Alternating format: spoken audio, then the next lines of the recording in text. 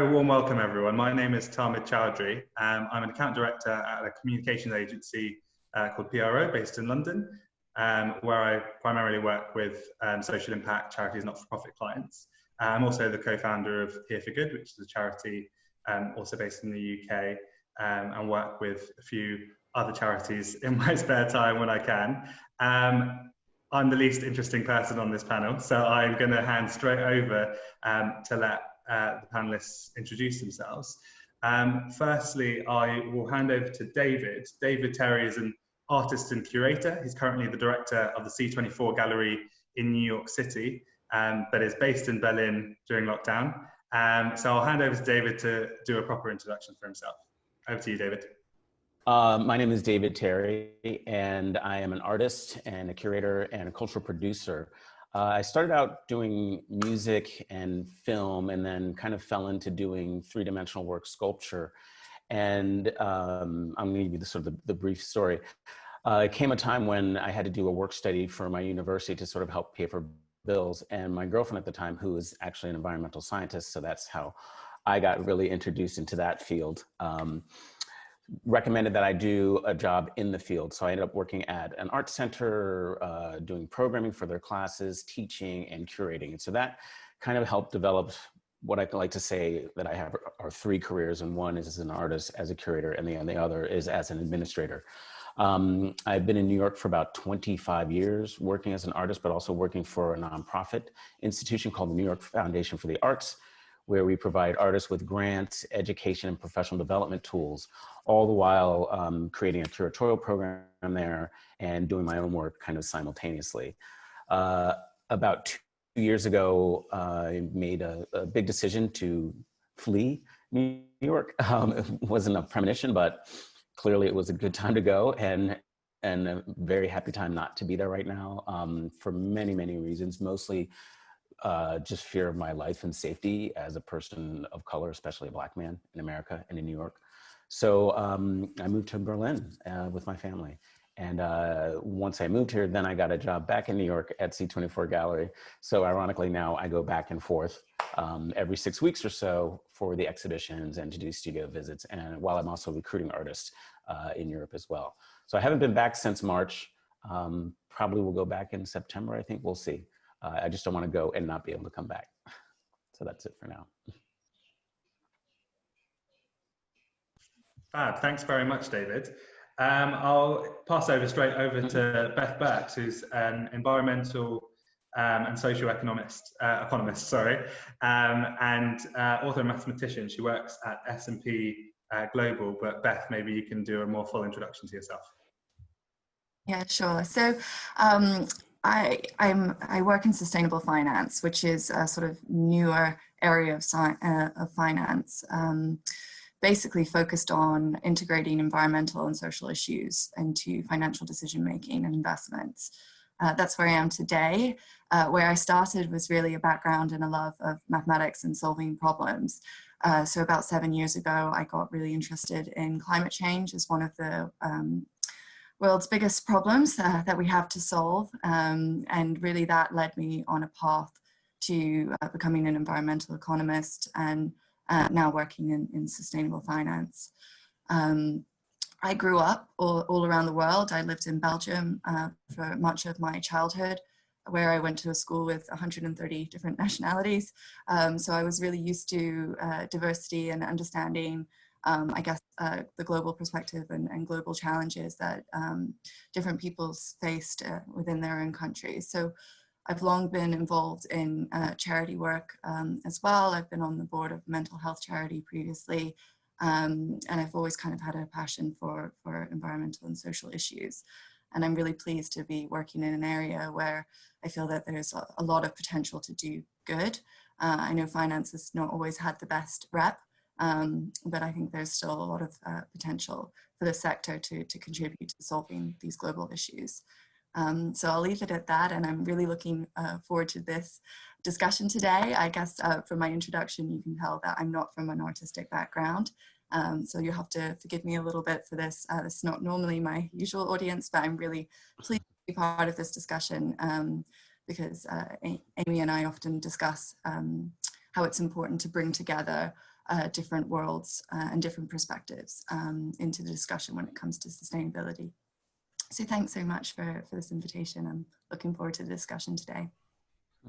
Fantastic. Thanks very much, Beth. I'll hand over to Amy now, who's going to introduce herself, but also introduce the session in a bit more detail. Amy is a conceptual artist and a curator, but she can talk about herself in much more detail than I can. So Amy, over to you. Yeah, sure. Thank you so much. And thank you for everybody that's joined me. If you want to read more about people's backgrounds, then I've put a bio of both Talmud, Beth and David on the screen now. I am a conceptual artist and responsible investment professional, which don't sound like they go together, but I believe that they do. A conceptual artist is defined as somebody who creates work where the object of art is not necessarily the main point, but rather the concept or the idea behind the work takes precedence. And whilst that was quite an old-fashioned term, which came out of the 60s, when artists started exploring that idea, for me, it's actually a very modern principle, because I believe it's about understanding that even though we are artists and we feel that we have to make and create things, that we also recognize in today's world, how we make them and what we make can also have a huge impact.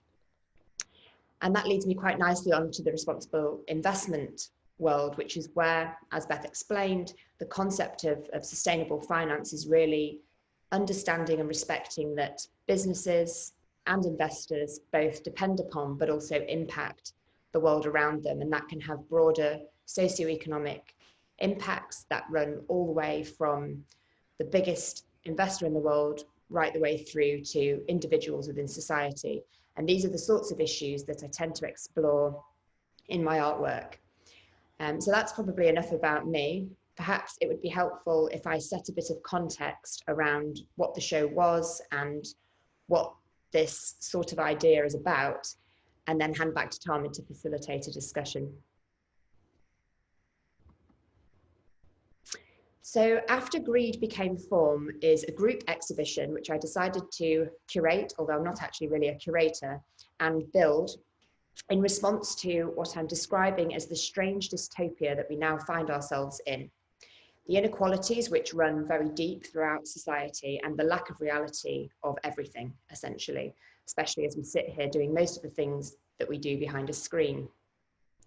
The exhibition is actually comprising of the work of 29 very talented artists who are working in a variety of different mediums online from all around the world.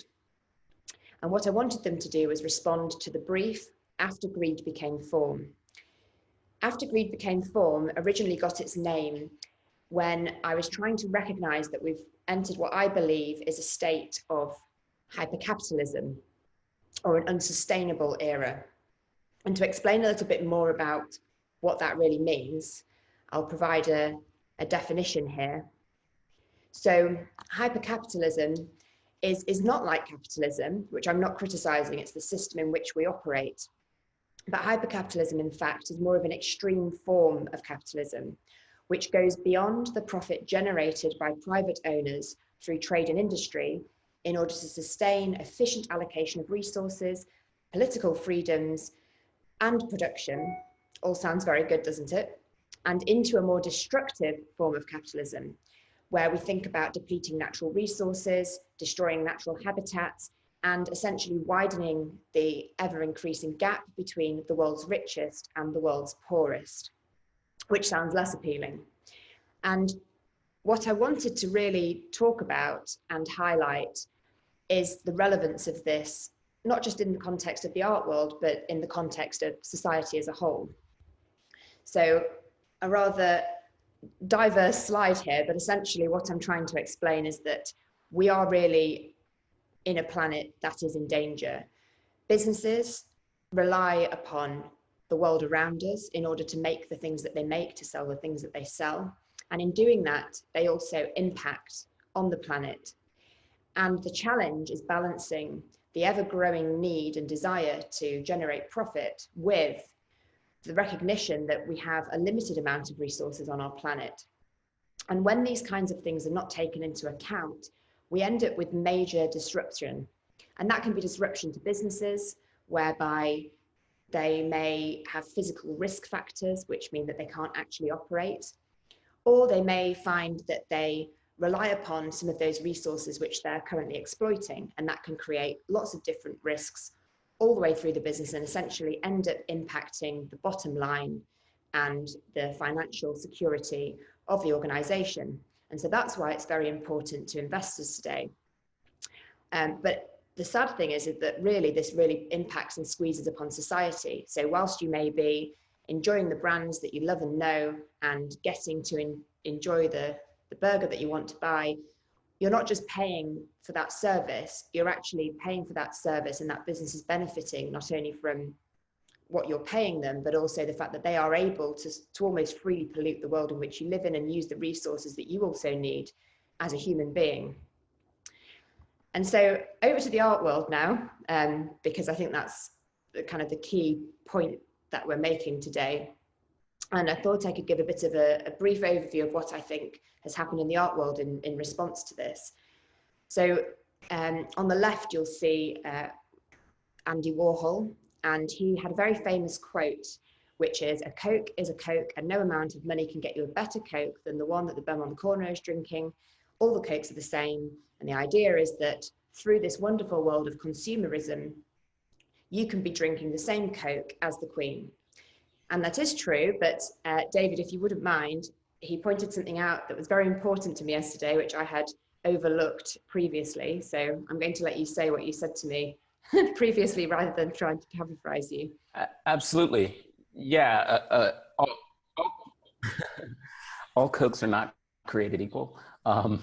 There are, let's say in the United States, for example, if you buy a Coca-Cola, it's sweetened with high fructose corn sweetener, which is the whole agricultural industry, and it's horrible for you and it's horrible for the environment. Whereas in other countries, it's sweetened by cane sugar, you know, in its natural format. So they are not the same. Sorry, Andy Warhol, but that was a nice thought at the time. Yeah. Exactly. And so this concept that Warhol actually created or touched upon, it was really supposed to be one of celebration. But not only is it not true, as David just explained, it's actually quite depressing, because at the time, there was a huge amount of aspiration growing in the world. And there was this idea that brands could really bring promise to society and have a really positive impact on that, which is still definitely true.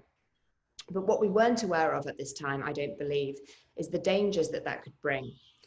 And so on came the greed, where we could produce at speed, rich were getting super rich, and supply chains were further squeezed and exploited. And the art world obviously naturally really responded to this. So in the middle there, you can see one of Damien Hirst's lovely pieces, who's quite well known really for potentially being exploitative to exploitation, or turning art into a commodity to critique the fact that art had been a commodity.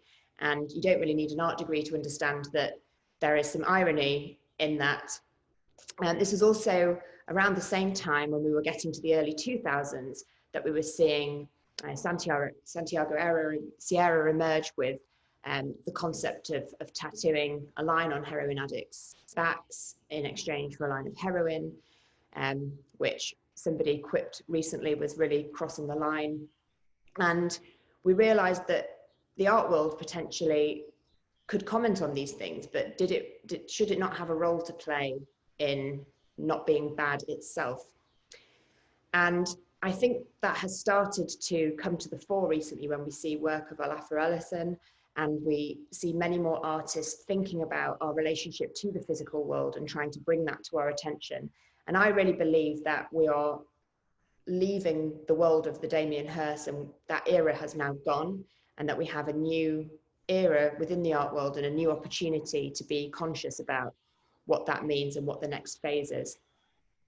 And so I don't want to take up any more time, because this is supposed to be a discussion, and I'm certainly not the most qualified to talk about either responsible investment or to talk about art, but I thought I'd leave us on the fact that art is just another commodity. And perhaps the question I would pose to the group today is, if it is just another commodity, then surely it should be held accountable to the same standards that the rest of the business world are being held to. And question, I suppose, after greed became form, what it is we believe we should be doing next, not just as businesses and not just as investors, not just as artists, but also as members of society. So thank you. If you haven't seen the show, check it out. We can stop the screen now and I'll hand over to Talmud for discussion. Thanks very much, Amy. I guess, David, if I come to you first, there are a couple of things that I thought were quite interesting in what Amy said. And one in particular was the word aspiration is what she used. And that sort of implies some degree of intention as well. So I guess my first question to you is, what do you think the role of art is in facilitating aspiration in society? And how far do you think, when we're talking about something like hypercapitalism, how important do you think intention is as we sort of try to explore that in more detail? David, should we start with you? Okay, I'll try and catch everything. Yeah. Can you hear me? You can hear me. Okay. Well, okay. For me, art is about communication, and it's a vehicle to communicate and to reflect on culture and society in present time or past time or potentially future time. I think the aspiration is that artists is aware, as people are in other sectors, and I'm not talking about big businesses, but in sort of nonprofit areas, humanitarian efforts. It's kind of remarkable to me that, just like what you were saying, Amy, that artists should be held accountable to the same standards of environmental impacts on things. And there's just such an incredible disconnection between the two. Artists who could say, bring their tote bags and are recycling their plastic, but they're acrylic painters and they use loads of acrylic, which is plastic, or oil paints. Where do those come from? Or the brushes that are taken from, animals are killed for their brushes. Could you not think of an alternative to that? Another huge disconnect, that I experienced was when I was younger. I was stone carving in Italy, and it was, I did the whole pilgrimage thing, the Michelangelo thing, was just really into stone carving and just wanted to go there. There was a mountain that you could see, which was in Carrara, and the top of it was flat. It was white. I thought it was snow, but it's not, it's marble. But the top was just cut out flat. And I was just like, that's not natural. Like, no, it's because they take the marble out. And so I'm thinking, I'm creating this environmental impact because I'm down here carving stone. But at the same time, it was said to me, actually, most of that marble is for kitchens and for corporate headquarters, foyers, and all that kind of stuff, which doesn't necessarily justify my using it, but it makes me feel like I'm not as horrible of a contributor. But again, it's just literally being mined, and to see this natural structure with a man-made cutout is kind of impactful and depressing. Now, I think what's happening now, that artists are a lot more mindful and a lot more aware because it's happening all around us. I feel like that is happening more. Artists are working with more sustainable materials, alternative materials, alternative media. I think that's another big thing that's sort of happened, and artists are finding themselves in using digital media and in that realm, which in some ways has less of an impact, but it's probably also put together by some poor child in some sweatshop or something horrible like that. So I think it's all kind of hopefully happening at the same time, but again, the onus really needs to be on the artist to be responsible and to at least think about it. Think about where these things are going, and think about what goes into making the work. The Richard Serra massive iron arcs, how did those even come to being? Where were those mined, and what's the impact of that? But people hadn't really been asking these questions at all. And I think it wasn't until maybe around the Damien Hirst era, the 90s, when you see this stuff happening so egregiously, you have to just stop and say, okay, this is not right. It does not feel right. Amy, picking up on David's example there around the marble, I think one of the things that you implied was that if art is unethical, then it should affect the value of the work. Do you want to unpick that in a bit more detail and tell me if I got that wrong? No, that is one of the things that I have been quoted for saying a few times, and I have had many arguments with artists about this, because the counter idea is that art is not measured in terms of its ethics, and you may get a very ethical piece of work which is very rubbish. Equally, you might get a very unethical piece of work which is very celebrated, and that is obviously true.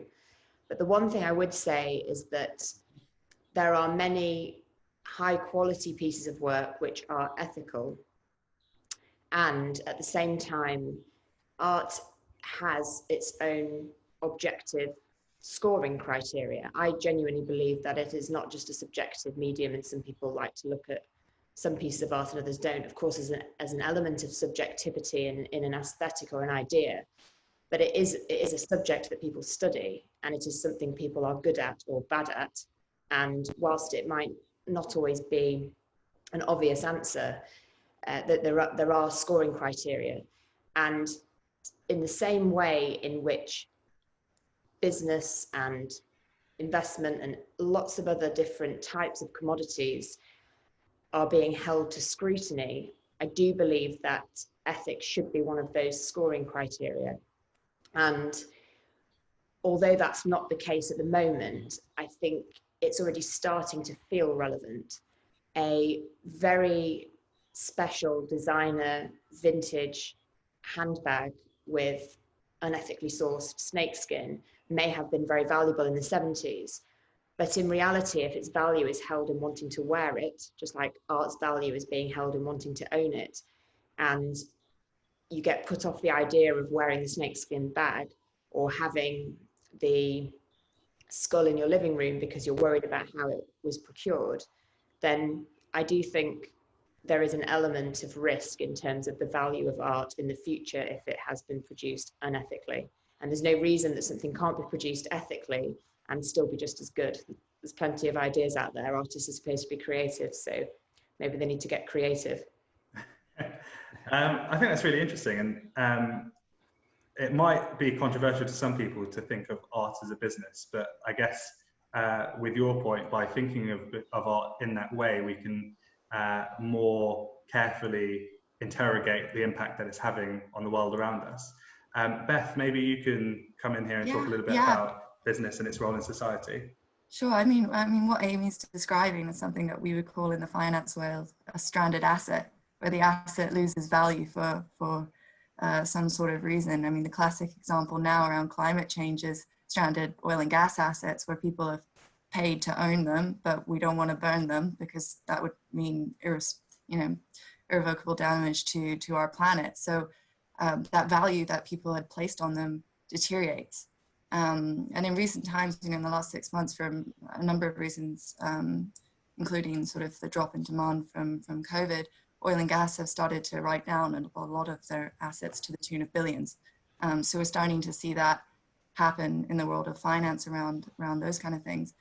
And that's been a sort of long-going trend that started even before COVID with coal mining assets, for example. Banks are stopping financing these, placing targets around that. So this depreciation or loss of value because of the environmental and social impacts, the negative ones that they're making, is definitely something we're seeing in the business world. And it'd be interesting to see that also maybe potentially translate into the art world. And I'd be interested to hear from the other panelists about whether that's necessary, or whether the harm or the impact that the materials and the mediums that you use to create your art has, if it's actually the value it creates is creating a big positive, strong communication message, as David was saying, does that outweigh the negative consequences? And so is it forgivable that you're stone carving if it's for a greater purpose, in comparison to maybe say a marble floor that's going to be ripped out 2 years down the line when it's out of trend again, and in a corporate lobby. So yeah, it'd be interesting to hear from the panel about that. David, do you want to talk maybe a little bit about whether you think art should be held to the same level of accountability as other forms of business?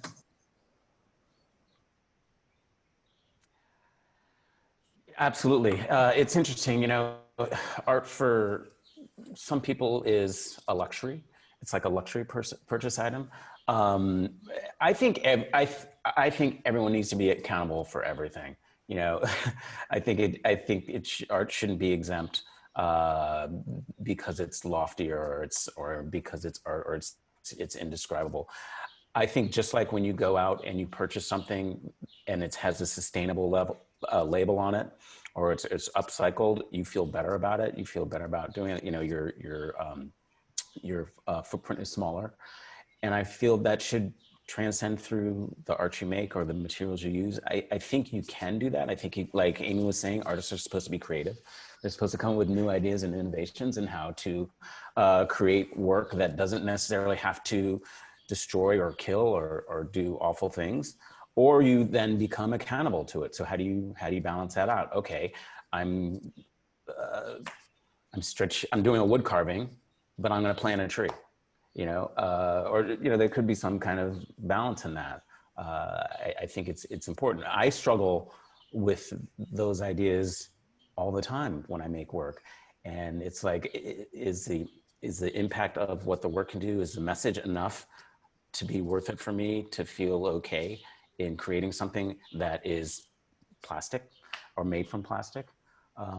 So I try to do things that are a little bit more innovative. They're multi-layers in the work that I do. And sometimes if it needs to be on a different material or needs to only exist digitally, that's fine too. Or if I use my body as a canvas, as a tattoo to express something, I can use that too. I think artists are becoming more and more innovative and more conscious as well, because in some ways everything's kind of being thrown back in our faces as humans, and we're really kind of seeing things are being uncovered. It's not like things are glossed over anymore, and you can track things too. You can't really hide things anymore, which is a good thing, I think. Yeah. Amy, what do you think? Do you think it should be held to the same level of accountability? I think we are running out of time to the point where everything should be held to the same level of accountability, including individual action as well. However, I think Beth's already touched on this, and it's a point that I would make, which is the concept of trade-offs. Now, there are obviously impacts associated with making artwork. That's just business operation 101. You can't do anything without having an impact. And that's true of the art world, it's true of running a school, it's true of running a charity. But there are two elements here, one of which is the concept of reducing that impact where possible, but still recognizing that you may need to do what you're doing. But there's also recognizing the full picture. So, you know, there is a large climate change impact associated with diamond mining, for example. But there's a huge amount of socioeconomic value in a diamond mine. It provides infrastructure for local communities. They may be paying better than a local community. They may be developing new infrastructure, which is actually improving efficiencies elsewhere. There is also the recognition that art and diamonds are very valuable. So producing something that is thrown away the next day is, again, a very different conversation from producing something which is going to be in circulation for hundreds and hundreds and hundreds of years and never lose its value. And so for me, it should be held to accountability, but it should be recognized that every single thing in the world, including people, are constantly behaving in a world of trade-offs. So understanding what they are, you know, do you, for example, take more flights because you work for a charity and you have to speak at various events, but actually you're a vegan at home? What are these trade-offs, and how do we as people recognize these things, and how do we operate within that world? And art has a very unique position in that it not only lives within this world of trade-offs, it has a message to provide. So if it can, despite its impact, provide a message that changes the way in which society behave, then that may be more powerful an impact on the positive side than the negative impact that brought it into being. Great. I think we're going to open up the discussion shortly, but I have one more question, I guess, for all the panelists. And Beth, I might come to you first.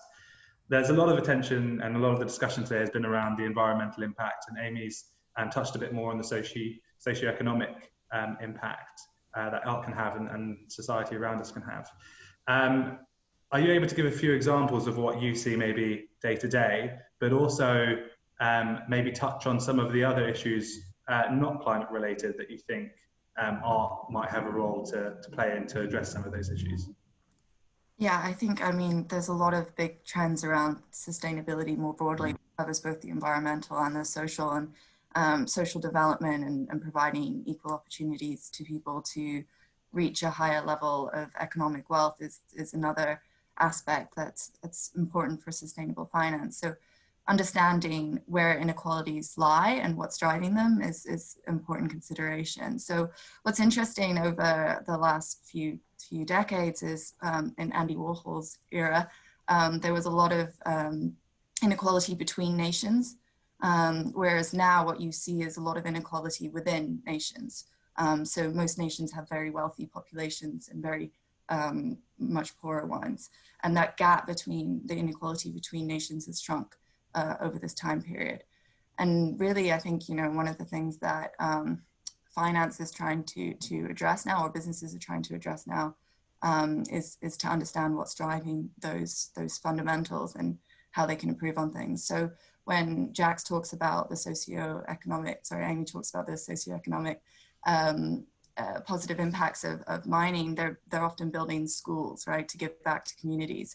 So that's an important aspect that really businesses are trying to address, and often isn't discussed about when you're just talking about just the climate angle. So really, I mean, what that amounts to in the investment world is looking at environmental and social issues and ensuring that businesses are driving towards both. And really the way business leaders do that is through having a strategy that aligns purpose with their financial strategy. So promoting healthy nutrition products over nutritious products, or products that are high in fructose corn syrup, for example, is a trend that's happening in consumer products companies, for example, especially the leading ones. So yeah, there's lots of things around social that are really important.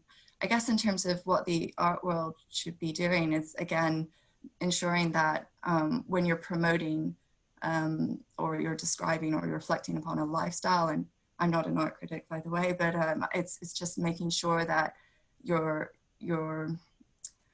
art is also conveying, I guess, a social purpose, something that reaches a sort of global goal that we have around improving people's livelihoods and people's health and safety as well. Great. David, I'll come to you next, but I also have an additional question as you're a curator, which is accessibility of the arts generally is a real challenge, especially for people who might come from lower socioeconomic backgrounds. Where do you think the role of artists as well as curators and galleries, etc., what role do you think they play in making art accessible so that it can have some of that social impact that Amy and Beth have been talking about in yourself?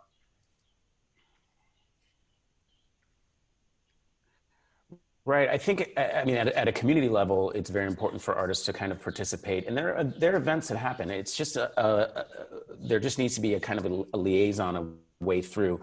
You know, galleries are evolving, and they're becoming less of this, you know, you're blocking in front of the table space into more of a community space where they're having artist talks and events and performances. These are not things that you see at museums. Museums are not, to me, true reflections of what's happening in the art world today, the current communications. Museums are businesses, bottom line. They're there to make money.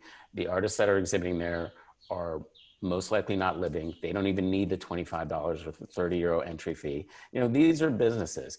Galleries, on the other hand, are most likely free and open to the public. You can go in and see the work. You can see which artists are speaking and how they're speaking. There are also art centers that are usually localized, so you can see local artworks, and there are art tours and art walks. So I would say, you know, the accessibility is there. It's more of just figuring out what that bridge can be. You know, what's the catalyst to get people there? And this is kind of what coming from what Beth was saying and what you were posing earlier, which is really about, you know, how art can serve people as a communication tool. And to me, art is 100% about communication. It could be communication of a very hard and challenging subject that's current, or it could be just a communication of beauty. But what artists can do is broach those subjects from a different angle that might look really aesthetically pleasing, but actually has a very hard, impactful message. So it's the artist's job, I feel, to find these topics and be able to communicate it to as many people as possible so that they're getting the message, but they might not even know they're getting it at the same time. You know, they might love something and then come to realize that, oh, wow, this is really talking about me and how I impact the world. So it's a tool that's out there. You can communicate it on such a base level, aesthetically and visually, without using words, or, you know, without people becoming offended or feeling like they're losing their rights or something like that. So I think it's like the most basic and the most broad reaching tool for communication. Great, thanks very much, David. Amy, same question to you, I guess. What examples do you have of some of these issues that we've been talking about, and how do you think art can be used to address some of them? That's a very good question. So I touched on this a little bit earlier, which was in fact an example of Olafur Eliasson, who had his piece outside the Tate very famously, where he had lots of remaining iceberg, which was melting, and he had that brought over from, I don't know where this was now, Greenland? The sea somewhere, and he put it outside the gallery. And this was incredibly aesthetic. One thing that people spent a huge amount of time actually doing was taking close-up Instagrammable shots of the ice as it started to shatter and fracture inside and melt. But what was really happening here was a real panic and rush and urge to get there and see it before it melted. And that to me was not the most obvious messaging maybe, but it really was the point that we are running out of time and that this is a really clear issue. And the thing that I think he did very well was the fact that he took something that is so abstract, such as climate change, and helped people to visualize what the reality is.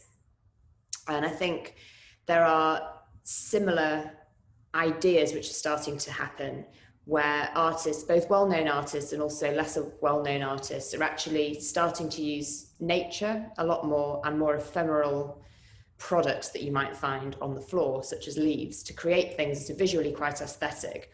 And whilst not all of this work is, I would say, the best work in the world, or it's the most complex thing that anyone's ever seen, I think it's interesting because what it really helps us to do is to pause and reflect and to stop and think. So it's less in that sense about necessarily making a really complex commentary. It's about getting people to pause in the street. We've been very impressed in the past with graffiti and street art. And again, is that going a bit out of fashion? Because do we need more aerosols in the world so that we can pause and appreciate something? Or could it be a leaf positioned in a new way? Is it, not bigging at my own work here or anything, but is it more about cleaning rather than graffitiing? You know, what is it that we are doing now? And I think it's happening, and there are quite some interesting examples. Fantastic. Thank you so much, Amy, and thank you, everyone. I'm really keen to get some questions from the audience and to bring those to the panel. So if you would like to raise your hand, we can unmute you and you can ask a question, or ask a question in the chat box. at the bottom. If you have a question for a specific panelist, then please mention that. Otherwise, I'll probably just pick on one of the panelists so that we can get through as many questions as possible. Amy, do you have the power to see raised hand? Sam, are you able to unmute people, Amy? I haven't been given the power, unfortunately. Good question. I believe that I probably am able. The question may be more, am I capable? So I can do it. Sam, you are about to talk. Hi, Sam. Hi, Sam. If you just unmute yourself. Good evening or good morning, wherever you are in the world. Can you all hear me all right? Yeah. Okay, cool. Yes. Yeah, good discussion. Thanks for putting it up. It's been an interesting listen so far. I'm an artist based in Turin in Italy, which is actually not far from the Carrara fake marble top that you were talking about before, David. So that's quite an interesting thought. But my question for all of you, I guess, I think it would be which scene, which art scene, which social economic scene is closest, do you think, to breaking that barrier between the community underground sense of the resistance against hypercapitalism? Which scene is closest? The European art scene, the American art scene? Which one do you think? There have been some really good examples of protest work in this sense, but which scene do you think is closest to doing that? David, shall we come to you first? Oh, I'm not sure. I don't know if David might not be better placed to answer a question about the art world than me, but maybe we'll start with David and then move on to me. Yeah. Yeah, I mean, it's interesting when you were posing the question. I was thinking of disciplines, and I was thinking, oh, maybe it's augmented reality that's having this strength and having its moment now. That's kind of coming up. I think things come in waves. An article just came out that like Berlin is not the hot spot any longer, and which people were kind of like, what are you talking about? So I think now that everything is pretty global, there are certain hot spots anywhere, but they kind of pop up. So I couldn't tell you specifically. I know that wherever I am, I'm trying to connect with a scene or get a feeling where that is. I think it depends on the scale that you're interested in and the work that you're interested in and the type of work that you're interested in. What I do like what's happening slowly in the United States is that a lot of disciplines are crossing over. And this has been happening in Europe for quite some time. But for me, that's an exciting thing. As an artist, I want to always evolve and try new things. And as time moves on and you become more aware, you might realize you're better able to realize something in this format or as a performance or something. And then you work your way to do that. So I would probably say, well, it's been a while since I've been in New York, so I don't even know what's going on there physically. Other than the protests, other than the sad protests. Yeah, interesting. Crazy times. Because I just like to say that, like a lot of you on the panel here, lived in different places, but I've never been to the States and spent enough time there to see what people are doing, day to day. So if you're saying Europe is in the lead, then I would probably agree. But I think the question is more about this kind of grey area between the highest and the lowest, which you were talking about, Beth, in terms of where the money is in society. And is it artists' role to fill that grey area, or is it not? I think that would be my other point to develop on. I'm quite interested in from this question, this discussion, is whether there's a difference between art that's created in cities and art that's created in rural areas. Because often, one of the criticisms that we have is that as city folk, which I think we all are on this panel, there's a disconnect between what we use and what we consume and where it's actually made. That maybe isn't as always as true when you live closer to the agriculture or closer to the materials in which you're using on a daily basis. I mean, global supply chains have always been critiqued for hiding environmental and social impacts for a long time now. So I don't know if it's of the panel, if you have any understanding between those two different art worlds, or if those are even different categories of art worlds out there, but it'd be interesting to hear your views.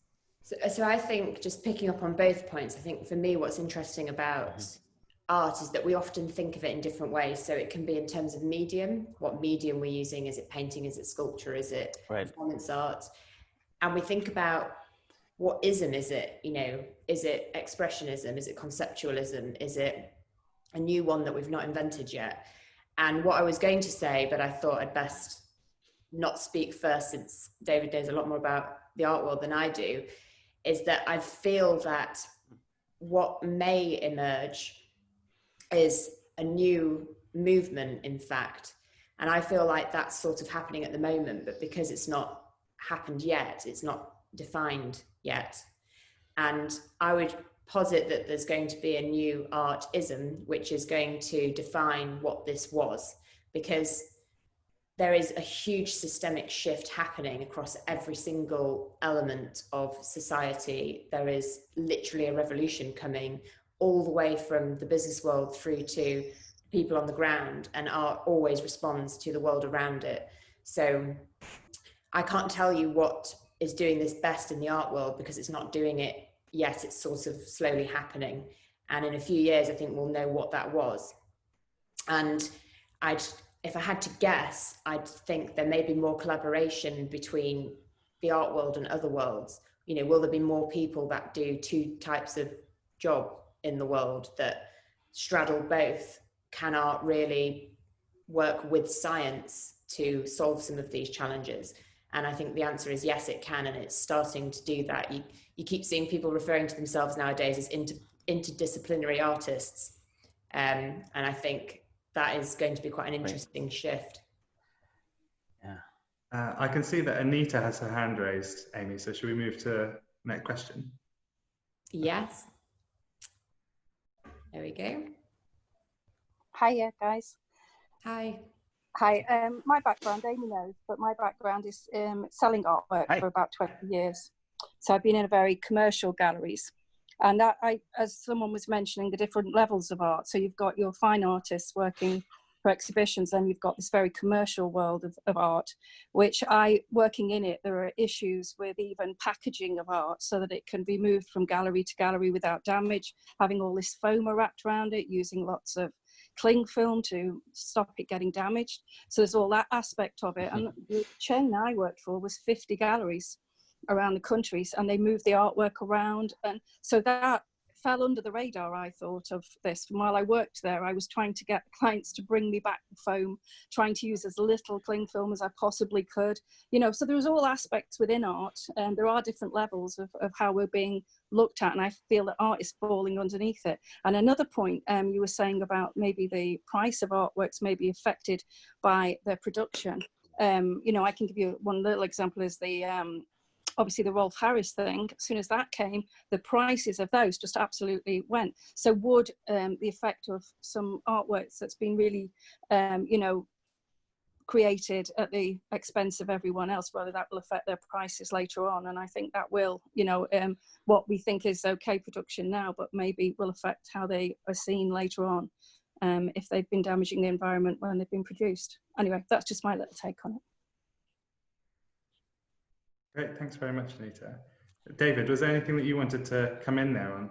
Yeah, I first would like to say that that's great, Anita, that what you were doing is trying to get people to bring the foam back in packaging. It's interesting because I've been in the nonprofit sector for 20 plus years, and then am now in the commercial gallery side, having done my time, the good thing. So when we were doing an exhibition on Art Fair in Basel about 1.5 years ago, and our works were shipped, we had an on-site team of art handlers that were unpacking the work, and they were dumbfounded, shocked at the amount of packaging that we had done in wrapping the work and everything like that. So there's definitely a different standard in Europe, a more conservative standard, a more sustainable standard. In the United States, it's just plastic, wrap it up, dump it. So it's good to hear that you're conscious of that, and we're being more conscious of that as well. Yeah, so that was an important point. Yeah, a few years ago, that packaging was just being thrown away. The galleries now have a bin that is being by a recycled company that actually, when we can't use it again, it's gone too far, it then goes in the recycling bin. So that was a change that I noticed over a couple of years, which was really, you know, heartwarming that they were actually taking it on board. But it has been a battle to find but it is a battle to find something that works in protecting artworks, but that is, you know, not going to damage the environment. I think that's a really key it's really interesting. Oh, go for it. Oh, sorry, Beth. I was just very briefly going to say it's back to that point about value. If you're handling something very valuable, all of that impact is a lot bigger if you have to make it all over again because you've damaged it as well. So it's recognizing that you need to protect the valuable to minimize the original environmental damage, because something around for hundreds of years is less of an impact than something around for 2 days. And it is a real challenge. You know, I've worked with fashion brands who were doing all the best things and they were so committed to minimizing their footprint in the distribution centers, but they recognized that you couldn't just put biodegradable plastic around clothes because it started biodegrading before the clothes went out. And then if the clothes gets ruined, then it means somebody's hand stitching and the cotton fields and the water used to grow the cotton has gone to waste. So it's about recognizing that massive impact and the benefit of also protecting, but doing the best you can whilst protecting the item you're trying to move. Sorry, Beth, what were you going to say? Well, I was just going to say, this is really fascinating because, I mean, this isn't a challenge that's unique to the art world. Like, logistics and transportation of valuable items and the packaging that we use for it is an issue that's faced by lots of businesses around the world. And, you know, one of the things that I hope will happen in this new era is a lot of sharing of knowledge about how to solve these problems. Because I think that that's an important aspect of what we need to do. These challenges are often shared. And yeah, so I think, you know, having more discussions like this, sharing more learning examples with each other and using your voice is really important going forward. Great, thank you, Beth. I can see that Andy has his hand up. Amy, shall we go to Andy for a question? Yes, absolutely. I was just dabbling in between chat and participants and Q&A because there seems to be questions in lots of different angles. So let's move over to Andy. There we go. Hi, Andy. Hi, yes, this is Andy. Thank you very much for the excellent discussion so far. I've worked in sustainable finance for many years, and I'm just kind of following on from Anita's point, actually. So I remember when Damien Hirst first put out his tiger shark, which was the early 90s. And as someone who has always loved animals, I found that quite repulsive, that he paid someone to go out and shoot a beautiful 6-meter long tiger shark in Australia and ship it all the way back to Europe. And then it wasn't very sustainable the way that he actually put the artwork together, because I believe that the formaldehyde didn't work very well. And he had to redo the artwork because it started to decay. But he still managed to sell it for several $1 million. So I guess in sustainable finance, we're always interested in the material risk, the financial impact of doing something which is not really in line with the sustainability agenda. So you mentioned that, you know, Damien Hirst is maybe not so en vogue anymore. Who is it really who's reappraising his work? And because of the kind of work that he's putting out, which kind of panders to consumerism, or it seemed to, and hypercapitalism, and that whole yuppie culture at the time, is his work now declining in value? And beyond that, you know, we have, for example, Black Lives Matter. A lot of galleries hold pieces of art that were donated by wealthy slave traders, for example. So is it likely that art like that is going to disappear if we pursue a more sustainable agenda for art? I really hope so. So for me, part of the reason I really wanted to organise this talk is to raise that point, because I absolutely couldn't agree with you more. And I think I'm just really happy that you brought this up, to be honest. I once read a quotation from somebody when they were critiquing Damien Hirst's work, and they said, all artists make a lot of terrible work, but the problem is the quantity and frequency of the terrible work that he makes. And I thought that was really interesting, because it was written in a way where they were critiquing the quality of the work from an art perspective only. And I would go as far as to say that work can be terrible in many different ways. And I think he really ticks the box on quality and also ethics sometimes in one fell swoop. But I'll leave that to somebody else from the panel to comment. Yeah. David, maybe I wanted to add I wanted to add, and I'm glad that point was brought up as well. You know, when you think of things that awareness, and I don't even want to say trends, but when things become aware that they are unethical and wrong, things that are used for creative endeavors, materials. So for example, ivory, you know, ivory was huge. Everyone loved it, all these carvings from ivory. And now it's, you know, almost globally banned, and you can't have art from it, or you have to turn it in. I mean, it's illegal. So, you know, it would be wonderful for works that are using endangered species or potentially endangered species like tiger sharks or Damien Hirst's work would then be acknowledged and destroyed and just not exist anymore in some ways, like some of the Confederate statues. That's considered art, I guess. And I think it's you know, there's a huge debate at the moment around removal of heritage, as though somehow that's an issue. But I just think there are ways to put things into context and, you know, recognize how deeply bad things are. It doesn't, just because, for example, it's acceptable in pre-Raphaelite era that women were just objects and were not in any way or shape or form respected as human beings.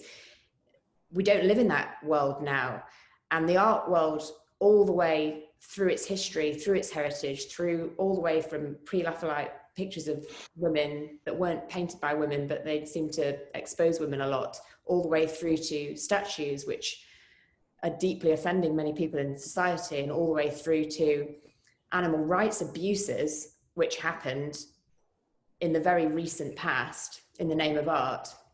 You know, we need to recognize that actually there are challenges that need to be discussed, and it's not always about heritage. It can be about just basic human integrity. And so for me, it's about integrity. Thanks, Amy. Beth, did you have anything that you wanted to add on this one? I mean, I just hope that there are other options out there that are slightly more ethical that can be portrayed in place. So, yeah, I don't know. It's a challenging subject. Obviously, you know, whenever there's a removal of something, there's a loss to someone somewhere, and that is painful. But that's also ultimately what you need to make change in the world. So, I think, you know, as long as we do it with compassion. You know, we need to move towards a more sustainable planet, which is more equitable. And, you know, lets the tiger shark swim its life. So, yeah, I don't know. As long as we do it with compassion, I think that's the way to go. We are running slightly over now. So maybe, Amy, if I hand back to you for some maybe closing remarks to wrap up, and then we can you can say how people can get in touch if they have follow-up questions. Yes, sure. Thank you so much for everybody who has participated today, especially the panelists. I think this has been a really interesting conversation, and one which we could probably continue having all evening, but we won't. So if there are further questions, please do just email them in. We will be sending around a recording to the people that registered who couldn't attend, and in that message we can obviously answer the further questions that we haven't been able to get to today.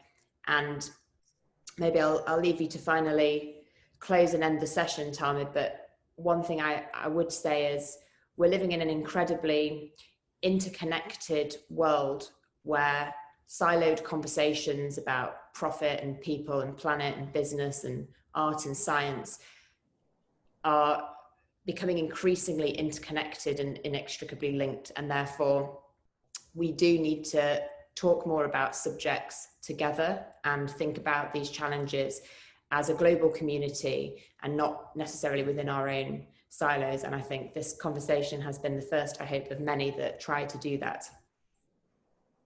Fantastic. Thank you so much, Amy. And thank you, David and Beth.